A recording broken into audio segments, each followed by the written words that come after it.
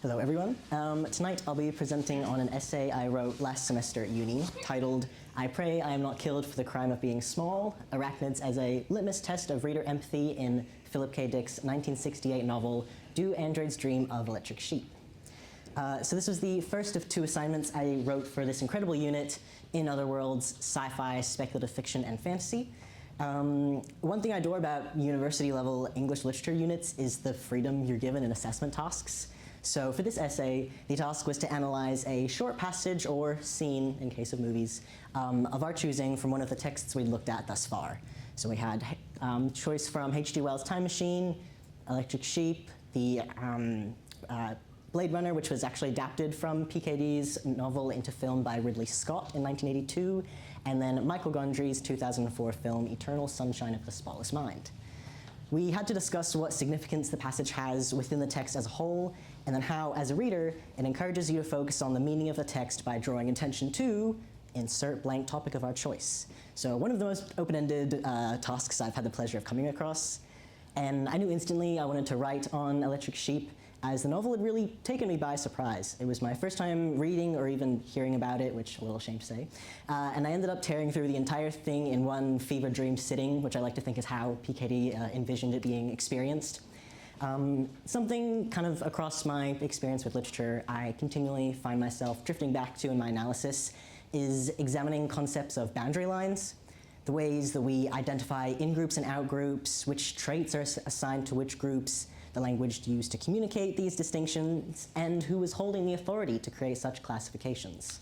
And also being the insect enthusiast I am, any slight reference to a little critter immediately grabs my attention, and time and time again I found a considerable amount of overlapping ground between those questions of classifications and the presence of invertebrate motifs in these different texts. So these themes align neatly with the main concern of the novel, which, to quote the book's introduction, is what is real, what is fake, and if you can make a fake seem authentic enough, does it matter? Very relevant questions all these years later. And so as I take you through the contents of my essay this evening, I hope you'll come away with some new pieces of trivia or thought experiments to ponder. But before I dive into my chosen scene and its analysis, I'll first set the scene with a bit of necessary contextual info. So written in 1968, PKD's novel takes place in 1992 on an Earth devastated by the nuclear World War terminus, or World War III, causing a mass migration of the rich and able-bodied onto Mars colonies, which is the reason I wore this shirt today, while the poor and disabled are left to carry out as best a sense of normal life as they can on their ecologically devastated homeland. Almost all animals have been wiped out, hence the electric sheep, and the Earthbound people rely upon something called empathy boxes for mood regulation and the ability to connect into this almost hive mind of sharing emotions with the other empathy box users. This has created a fascinating set of societal expectations revolving around notions of empathy, which is a recurring theme in the novel. And despite the scarcity of living animals, especially invertebrates, which were the first to go, to not own an animal is equated with lower empathy levels and is a big no-no, which has seen the rise of a thriving underground market in electric animal replicants, made to mimic the look and actions of a real animal, so your neighbors will be none the wiser. And along with replicant animals, the rich folks get the next best thing on Mars. Human look-alike android servants to carry out all the menial labor so you don't have to. I wonder where PKD could possibly be going with this. So the main character, Rick Deckard, lives on Earth and is tasked with hunting down and retiring androids who escape from Mars down onto Earth. The trouble is, technology has gotten so advanced to the point where these android replicants not only walk and talk like us, but they bleed like us, flesh and bone right down to the core. There is still a way to identify the imposters among us, though, if you have the right training and equipment. Enter the Voight-Kampff empathy test, which I'll get more into later. So with all that in mind, I chose to analyze a scene in chapter 18, towards the end of the novel. In it, reclusive Isidore, an Earth-dwelling fellow who was unable to pass the intellect test to go onto Mars, is harboring three escaped android characters, Pris, Roy Batty, and Izmir, in his apartment. Partially out of loneliness, and also because he feels a certain kinship with their outlier status, And at the start of the chapter, he's just found a bona fide living spider while outside. Incredibly rare encounter, and he excitedly brings it inside to joyfully show to the others. However, as you hear, things do not exactly go according to plan. I've never seen a spider, Pris says. She cupped the medicine bottle in her palms, surveying the creature within. All those legs. Why does it need so many legs, JR? JR is Isidore. That's the way spiders are, Isidore said, his heart pounding. He had difficulty breathing. 8 legs. Rising to her feet, Pris says, you know what I think, JR? I think it doesn't need all those legs. 8, Imgard said. Why can't it get by on 4? Cut off 4 and see. Impulsively opening her purse, she produced a pair of clean, sharp cuticle scissors, which she passed to Pris. A weird terror struck at J.R. Isidore. Carrying the medicine bottle into the kitchen, Pris seated herself at Isidore's breakfast table. She removed the lid and dumped the spider out. It probably won't be able to run as fast, she said. But there's nothing for it to catch around here, anyway. It'll die. She reached for the scissors. Please, Isidore said. Pris glanced up inquiringly. Is it worth something? Don't mutilate it, he said wheezingly, imploringly. Pris had now cut 3 legs from the spider, which crept about miserably on the kitchen table, seeking a way out, a path to freedom. It found none. For now, she said, she nudged the spider. He won't go, but he can. I can make it walk. Roy Batty got out a book of matches, lit a match, and he held it near the spider, closer and closer, until at last it crept feebly away. All at once, John Isidore pushed her away and lifted up the mutilated creature. He carried it to the sink, and there he drowned it. In him, his mind, his hopes drowned too, as swiftly as the spider. So, as a self-proclaimed invertebrate enthusiast, this scene stuck out to me as especially confronting, and I nearly stopped reading the book right then and there altogether. But however, there was only a couple chapters to go, so I pushed on and was ultimately glad for it in the end. But that scene still stuck with me, though, long after we moved on to other content. So when it came time for the assignment, I challenged myself to explore what purposes PKD might have included it for, particularly since it follows the build-up of the androids as beginning to subvert the novel's expectations as non-empathetic, but then seemingly undoes all that emotional character development progress in that scene.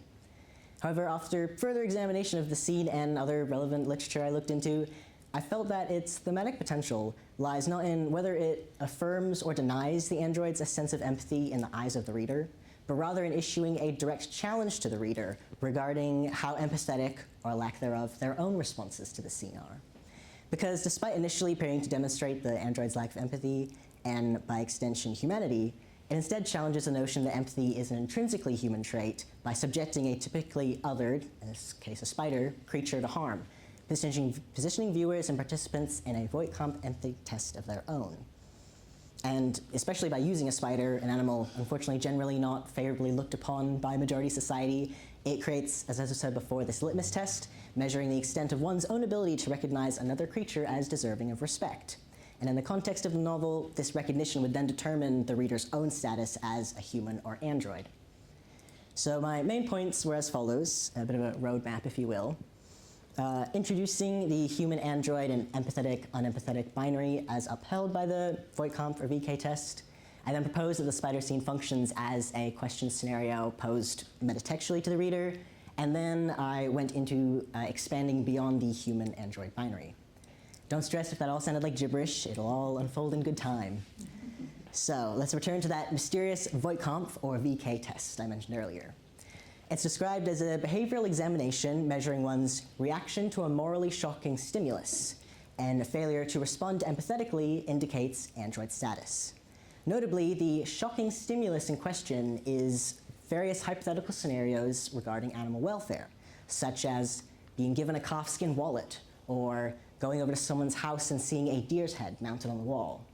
Yet these supposedly morally reprehensible topics are quite commonplace in our own society, and introduces the idea that the correct test responses are rooted in a collective cultural consciousness within the text, rather than a fixed model of empathy like it pretends it does.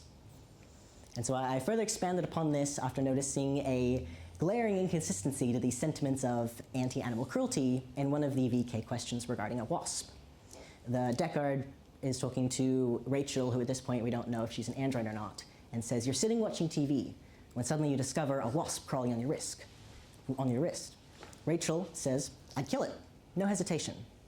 And despite us not knowing whether she's an android or not, that response you'd think, oh, well, she's just slipped up then. She said she'd kill it, whereas all the other questions about, preserving animal life. But yet, in the text, she's seen to give the correct empathy response, as the little kind of gauges that he's reading register a tremor, despite verbally choosing to harm the insect, which by taxonomic definition is very much a member of the animal kingdom.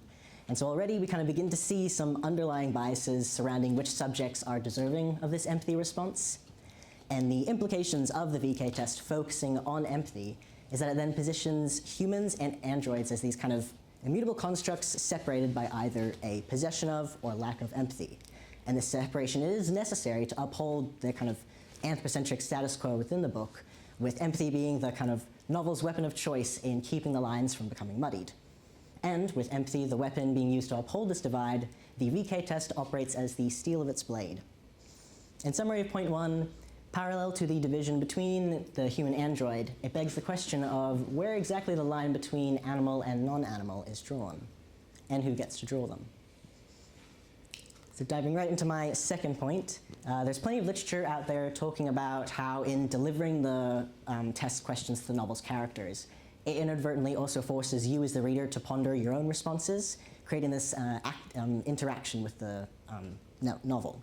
But I wanted to take it one step further and propose that the spider scene functions in the same way, but in more of a 4D chess approach.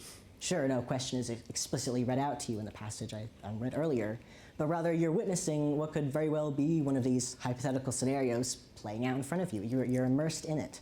So because the reader is positioned as an observer to the android's mutilation of the spider, consequently they are participating in a VK test of their own in just a more subtle format.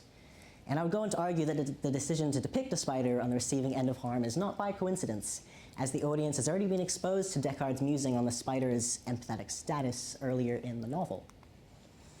Empathy existed only within the human community, he says. A solitary organism, such as a spider, would have no use for it. In fact, it would tend to abort a spider's ability to survive, make him conscious of the desire to live on the part of his prey. Hence, all predators would starve. Interestingly, humans are seemingly exempt from this empathy absence, despite a lot of kind of notions about being predators top of the food chain, and revealing that in the world of Electric Sheep, there is a distinct human-animal separation, rather than a hierarchy of relation that is more prevalent today. Regardless, it is these kind of cultural influences that shape who is deemed worthy of possessing or not possessing empathy, and it is often the case that these typically othered creatures, unfortunately, do not make the cut. And while I know the people in this room are definitely outliers, I'm sure that we're all too familiar with the dislike, fear, or outright hatred of these, of all things, creepy crawlies by a large portion of society, which is really quite tragic. They're missing out on some really awesome things. But yes, regardless, it would be not a great leap to presume that a portion of readers would fail to respond empathetically to the scene I read out, and consequently fail the metrics, the VK test metrics enacted in the passage. And while reader responses are difficult to actually quantitatively measure, I feel it's nonetheless a valuable facet of reflection for challenging perceptions of empathy and its non-human recipients. This brings me to my final point, breaking out of this kind of dualist binary. And so revisiting the idea that androids cannot possess traits of empathy without violating humanity's boundary lines, then by that same logic, all humans must then be in possession of empathy skills, or risk being shunned from the realm of humanity. Therefore, the likelihood of adverse responses by readers challenges the validity of empathy as an exclusive signifier of humanity. A quote from Cheryl Vint in her essay, Speciesism and Species Being, in Do Androids Dream of Electric Sheep, supports this, saying that this spider mutilation scene is typically described as the moment when the android's truly inhuman nature comes to the surface, and all sympathy for them is lost. Another way of reading this scene, however, is a disinterested experiment rather than torture, mirroring the technique of scientists who were, and often still are, able to perform painful experiments on living creatures without any concern. This flipping of the script offers another view of the android's actions as not necessarily inhuman in nature, but rather it might just be indicative of their connection to what we might recognize as human consciousness through their demonstrations of curiosity, albeit a detached and clinical in tone, but it merely displays a different facet of humanity. It is hard to properly judge a machine by a measuring stick of our own human understanding, a linguistic gap that leads to the formation of this human-android binary. And side note, I've used that phrase, judge a machine by a measuring stick of human understandings, in some shape or form in about 3 different essays over the years, and it served me well each and every time. But the first time was an essay on Machines Like Me by Ian McEwan. I genuinely despised the book so much and the fact that I had to write on it for year 12, but I guess loathing makes great essay writing fuel, because I ended up getting 100% on that essay. But something, the line between love and hate. But yeah, anyway, back on track. I conclude my final point by identifying the double standards in this empathy debacle and proving that it is not an inherently human trait in the same way that a lack of empathy is neither an Android exclusive trait. And so, in conclusion, my exploration of the spider scene revealed its functions as a VK test for the audience, who hold the potential to challenge the human-android binary through the provocation of non-empathetic responses to the poor spider's plight, proving not only that the test answers are based on a cultural framework that the audience exists outside of, but that empathy is not an inherently human trait in the same manner that a lack of empathy is neither an Android exclusive trait. And presenting a spider as the subject of mistreatment is significant in that it tests how far the reader's own empathy extends, and whether or not an empathetic response was provoked may reveal their own underlying biases surrounding creatures, particularly invertebrates, being regarded as averse or undeserving of moral consideration. Thank you all for being my captive audience and allowing me to weave my literary webs around you tonight.